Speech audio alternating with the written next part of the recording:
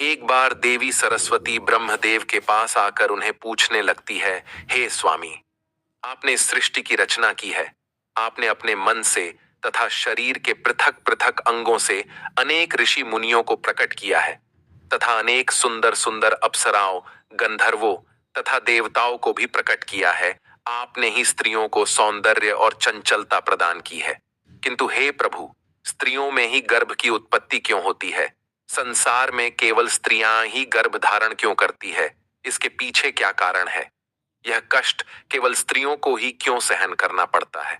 तब ब्रह्मा जी मुस्कुराते हुए कहते हैं, हे देवी, आज आपने उचित ही प्रश्न किया है और यह बात सत्य है कि संसार में सभी रोगों और कष्टों से बढ़कर गर्भ धारण का कष्ट होता है। गर्भ धारण करने में स्त्रियों को अत्यधिक पीड़ा होती है। इस विषय में मैं आपको एक प्राचीन रहस्य सुनाता हूं, जिसे आप ध्यान से पूरा सुनिए। जो भी स्त्री इस कथा का श्रवण करती है, उसे अत्यंत गुणवान तथा रूपवान पुत्र की प्राप्ति होती है। देवी सरस्वती कहती है, हे प्रभु, मैं इस कथा को ध्यान पूर्वक सुनूंगी। कृपया आप इस कथा को मुझसे कहिए। फिर ब्रह्मा जी कहते हैं, हे देवी, पुलत्स्य का जन्म मेरे कान से हुआ था। पुलत्स्य मेरे मानस पुत्रों में से एक है। मैंने उसे अनेक प्रकार की विद्याएं प्रदान की तथा उसके प्रकट होने का उद्देश्य उसे समझाया। फिर मैंने उसे संसार के कल्याण के लिए तपस्या करने का उत्तम कार्य सौंप दिया।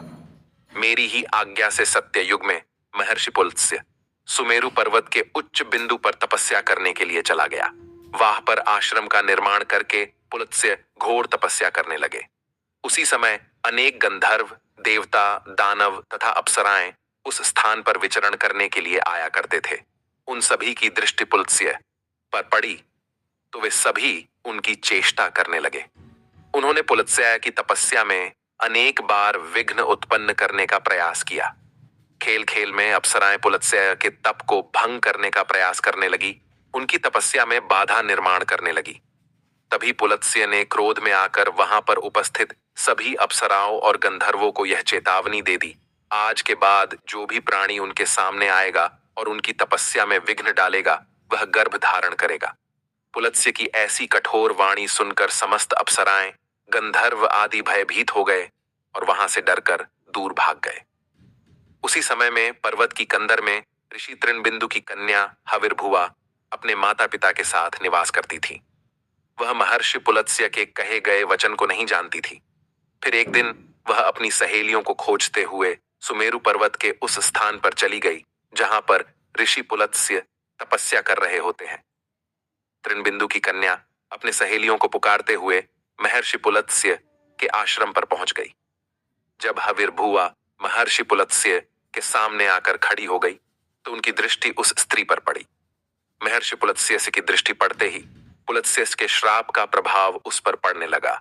तत्काल ही उसका शरीर पीला पड़ने लगा और वह उसी क्षण गर्भवती हो गई। अचानक स्वयं के शरीर में इस प्रकार का विचित्र बदलाव देखकर हविर्भुआ अत्यंत घबरा गई। उतने में ही उसकी सखिया उस स्थान पर आ गई तो हविर्भुआ ने उन्हें उस घटना के बारे में बता दिया। फिर हविर्भुआ की सहेलिये उसे लेकर उसके पिता के घर पर चली गई। वहां जाकर हविर्भुआ ने अपने पिता को सारा वृतांत सुना दिया। अपनी पुत्री की यह बात सुनकर महर्षि तृणबिंदु को बड़ा दुख हुआ। अब उन्होंने ध्यान लगाकर सब कुछ देख लिया तो उन्हें पता चला कि महर्षि पुलत्स्य के द्वारा श्राप दिए जाने पर उनकी पुत्री गर्भवती हो गई है। इससे वे अत्यंत दुखी हो गए और तुरंत ही अपनी कन्या को साथ में लेकर वे सुमेरु पर्वत पर चले गए। वहां पर उन्होंने महर्षि पुलत्स्य को देखकर उन्हें नमस्कार किया और क्षमा याचना करने लगे।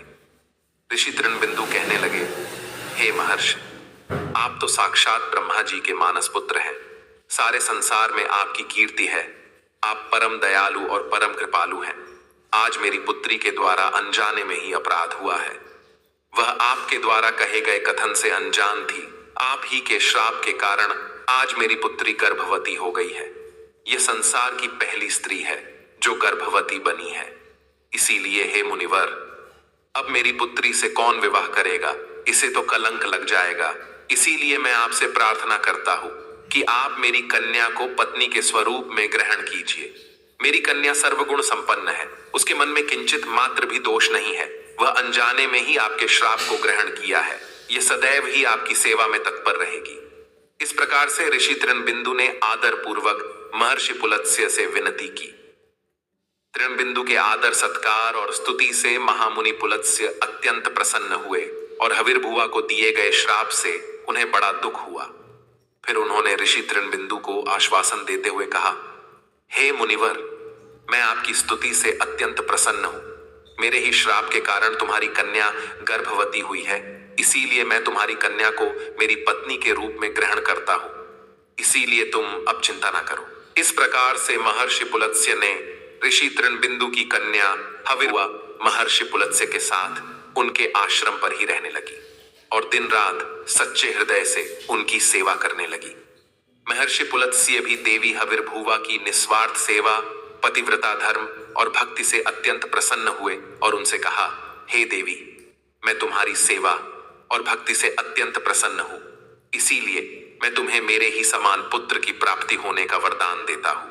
जिस समय तुम मेरे सामने आई थी उस समय मैं वेदों का पाठ कर रहा था और तुमने वेदों का श्रवण भी किया है, इसीलिए तुम्हारा पुत्र चारों वेदों में पारंगत होगा और समस्त संसार को वेदों का ज्ञान प्रदान करेगा।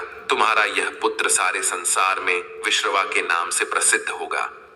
फिर कुछ समय के उपरांत देवी हविर्भुआ ने एक अत्यंत गुणवान पुत्र को जन्म दिया।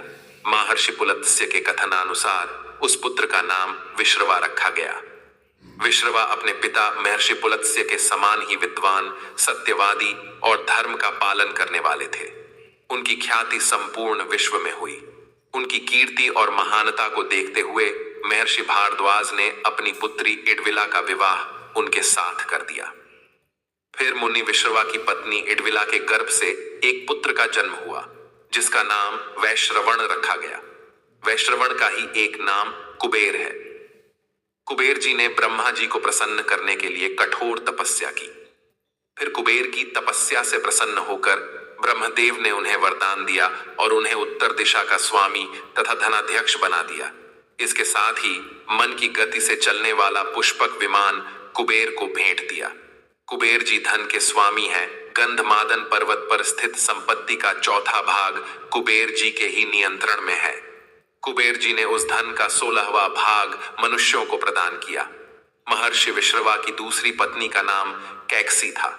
एक बार भगवान शिव ने माता पार्वती के लिए अत्यंत सुंदर महल का निर्माण करवाया था जिसे लंका नाम दिया गया। उस लंका के गृह प्रवेश के समय भगवान शिव ने ऋषि विश्रवा को भी निमंत्रण दिया हुआ था। ऋषि विश्रवा अपनी पत्नी को लेकर लंका के गृह प्रवेश में गए थे। जब भगवान शिव ने ऋषि विश्रवा को दान मांगने के लिए कहा, तब विश्रवा की दुष्ट पत्नी कैकसी ने छल से उन्हें लंका मांगने के लिए विवश कर दिया। और भगवान शिव तो भोलेनाथ हैं, उन्होंने विश्रवा को लंका दान में दे दी, जिससे माता पार्वती को अत्यंत क्रोध आ गया और उन्होंने कैकसी को श्राप देते हुए कहा, आज तुमने मेरे पति से जिस सोने की लंका को मांगा है, एक दिन वे ही तुम्हारी इस सोने की लंका को जलाकर भस्म कर डालेंगे। जिसके बाद विश्रवा जी ने भगवान शिव द्वारा प्रदान की गई सोने की लंका को अपने पुत्र कुबेर को प्रदान की, किंतु बाद में कैकसी के पुत्र रावण ने कुबेर से वह लंका छीन ली। लेकिन त्रेता युग में भगवान शिव के अवतार हनुमान जी ने उस सोने की लंका को जलाकर भस्म कर डाला। ब्रह्मदेव कहने लगे, हे देवी, इस प्रकार से महर्षि पुलत्स्य के श्राप के कारण संसार की स्त्रियां गर्भवती होती है। मैंने संसार की समस्त स्त्रियों को पुरुषों से भी अधिक सहनशील बनाया है। उनमें हर दुख को सहन करने की क्षमता पुरुषों से अधिक है। इसीलिए स्त्री की रचना करने में मुझे सबसे अधिक समय लगा। गर्भ धारण करना यह स्त्रियों के लिए श्राप रूपी वरदान ही है। मैंने स्त्रियों के अंदर ममता और प्रेम का भाव डाल दिया, जिससे स्त्रियां अपने बालक का लालन पालन कर सके। इस संसार में स्त्रियों की तुलना किसी से नहीं की जा सकती। स्त्रियां ही इस संसार की आधार है। इसीलिए इस संसार की सर्वश्रेष्ठ रचना स्त्री को ही कहा गया है। तो दोस्तों, इस प्रकार से महर्षि पुलत्स्य के श्राप के कारण ही संसार की स्त्रियां गर्भवती होती है। आपको यह कथा कैसी लगी कमेंट करके अवश्य बताएं। जानकारी अच्छी लगी तो वीडियो को लाइक जरूर करें। कमेंट में हर हर महादेव अवश्य लिखें। साथ ही चैनल को सब्सक्राइब करना ना भूलें।